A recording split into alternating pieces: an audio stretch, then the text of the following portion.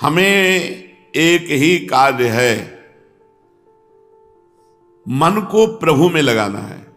वो पाठ करके, सेवा करके, नाम जप करके, कीर्तन करके, जप करके, ध्यान करके, जैसे भी है, हमें मन को हर समय प्रभु में लगाना है। ये धारणा होती है। जिस साधक को भगवत प्राप्ति का लक्ष्य है, जिसके मन में ये बात आ गई है कि मैं भगवान का, भगवान मेरे, और जिसके एक धारणा हो गई है कि मेरा एक ही काम है, मन को प्रभु में लगाना, ऐसी धारणा होने के बाद प्रभु के सिवाय दूसरी कोई वृत्ति पैदा भी हो जाए तो एक क्षण में उसकी उपेक्षा कर देता है, क्योंकि उसकी धारणा है चित्त को, मन को प्रभु में लगाना। अगर प्रभु में लगाते समय कोई साइड में वृत्ति आ जाती, भूत का चिंतन, भविष्य का चिंतन, भोगों का चिंतन, तो उसका लक्ष्य है प्रभु में मन को लगाना, इसलिए उसकी तरफ ध्यान ही नहीं देता। बहुत खास बात है, जब हम मन को प्रभु में लगाते हैं तो हमारा मन सांसारिक भोग वासनाएं, वर्तमान की व्यवस्था की चिंता, भविष्य की चिंता, भूत की चिंता, ये सब प्रकट करता है। हमको जैसे पागल आदमी की बातें नहीं सुननी है, ऐसे मन की बातें सुननी ही नहीं।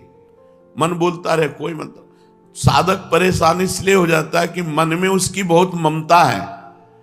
जो मन कहता है उसको बहुत एकाग्रता से सुनता है और वही करना चाहता है, क्योंकि मन उसको अशांत कर देता है। हमें सुनना ही नहीं मन की।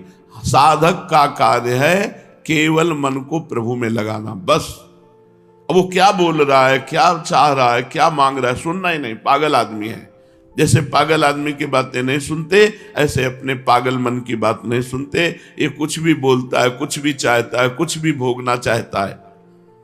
तो साधक क्या करता है कि मन की उपेक्षा करके, उससे हटा करके चित्त को बार बार केवल भगवान में लगाता है। जब मन का प्रवाह केवल भगवान में ही लग जाता है, तब उसे कहते हैं ध्यान। अब ध्यान परायण है। बार बार हटाते हटाते मन अब लग गया। उबो मत। उबने से योग सिद्ध नहीं होता। उकताए हुए पुरुष को योग जल्दीबाजी से, आराम आराम से मन को बार बार प्रभु के नाम में, रूप में, लीला में लगाओ। जहां भागे उसको फिर हटा के लाओ। जब ये सलाह देने लगे गंदी बातों की, तो मानो पागल आदमी बोल रहा है, बात ही नहीं माननी। बार बार प्रभु में लगाते लगाते ये जब प्रभु में लग जाता है, तो जब प्रभु में लग जाता है तो उस स्थिति को कहते हैं ध्यान। ध्यान के समय तीन बातें रहती है। मैं प्रभु का ध्यान कर रहा हूं, मैं ध्याता प्रभु का, तो ध्येय, और जो क्रिया वो ध्यान। ये त्रिपुटी रहती है। साधक ध्यान के समय अपने को ध्यान करने वाला मानता है, और तद्रूप होने वाली वृत्ति को, जो ध्येय जिससे किया जा रहा है, उस क्रिया को ध्यान कहते हैं। और जिसके लिए क्रिया जा रहा है, जो लक्ष्य है, वो ध्येय है। ध्याता, ध्यान और ध्येय, ये त्रिपुटी रहती है। तात्पर्य है कि जब तक इन तीनों का अलग अलग ज्ञान रहता है, तब तक ध्यान कहलाता है।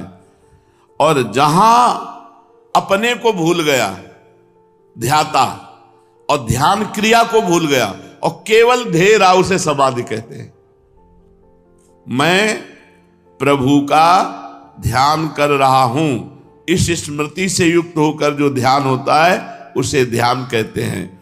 और जब मैं ध्याता, ध्यान क्रिया दोनों गायब हो गई और केवल ध्येय बचा प्रभु, उसे कहते हैं समाधि। केवल, तभी स्वामी जी कह रहे, आओ समाधि भीतर, चित्त न डुलाए तू, अर्थात केवल श्यामा प्यारी कुंज बिहारी। मैं श्यामा प्यारी का ध्यान कर रहा हूं, इसका भी विस्मरण, केवल श्यामा प्यारी। कैसी अद्भुत आनंदमय स्थिति।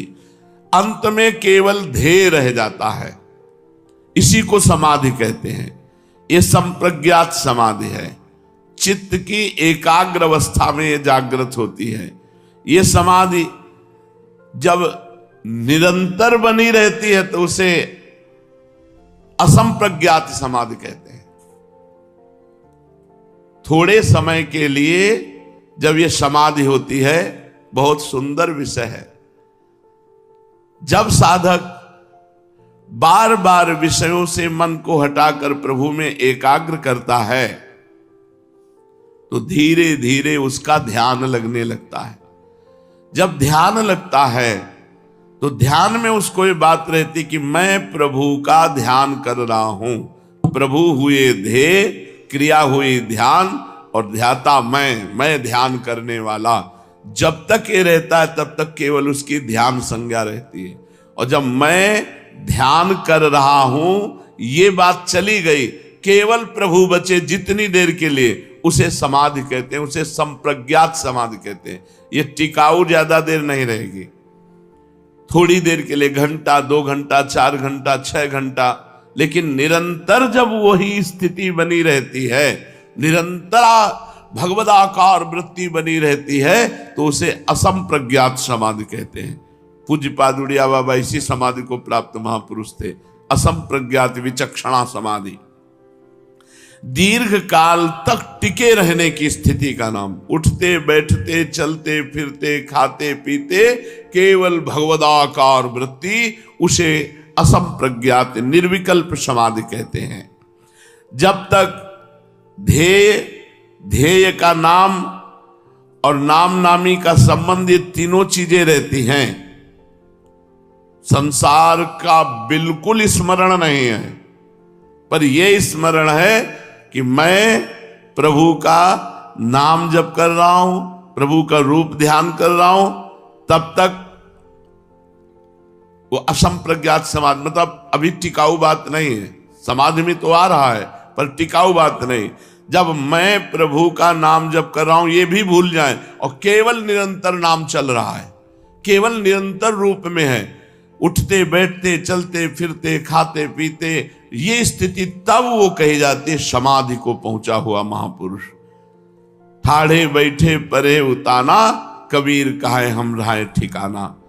निरुद्ध अवस्था की समाधि 2 तरह की होती है, सबीज और निर्बीज। जिसमें संसार की सूक्ष्म वासना बनी रहती है, सबीज समाधि कहते हैं।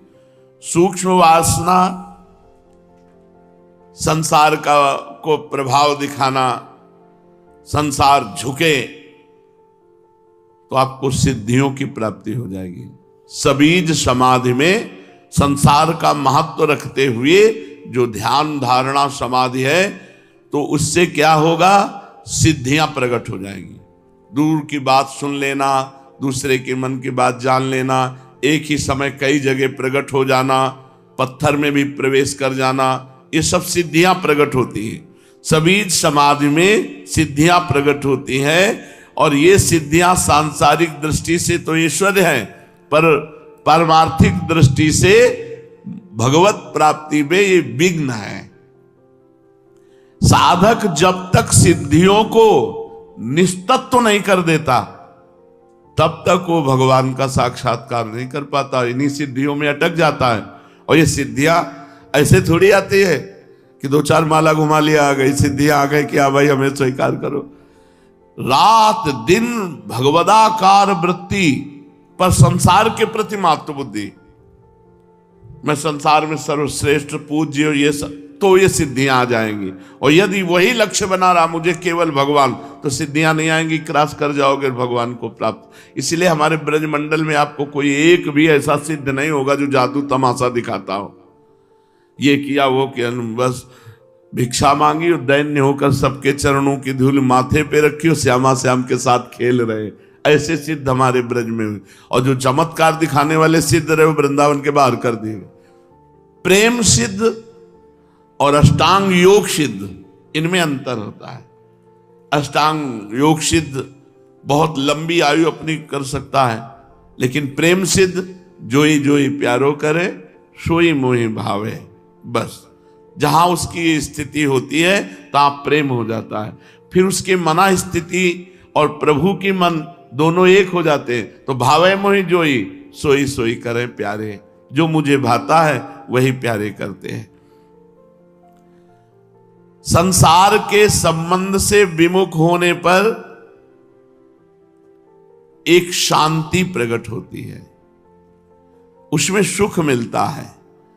संसार का संबंध रहने पर जो कभी भी, चाहे करोड़पति बन जाओ, चाहे जो पद मिल जाए, चाहे जितना भोग मिल जाए, वो शांति नहीं प्राप्त हो सकती। शांति संसार के भोगों के त्याग में है। त्यागात शांति अनंतरम, त्याग के अनंतर में ही शांति है। वो जिसको शांति प्राप्त होती है वो समाधि की तरफ बढ़ता है, क्योंकि लोभ बढ़ जाता है और शांति, परम शांति की तरफ उसकी गति होती है। तो संप्रज्ञात समाधि टिकाऊ बात नहीं है। 4 घंटे, 6 घंटे, 8 घंटे, 10 घंटे आप टिके और इसके बाद फिर संसार में आ गए। लेकिन असंप्रज्ञात समाधि ये विश्राम है, निरंतर भगवदाकार वृत्ति रहती। बहुत विलक्षण आनंद होता है समाधि में, विलक्षण सुख की प्राप्ति होती है।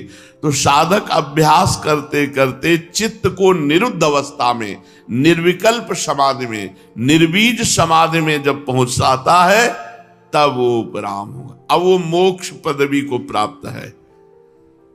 कोई संकल्प विकल्प नहीं, निरंतर भगवदाकार वृत्ति, अब वो परम पद का अधिकारी हो गया।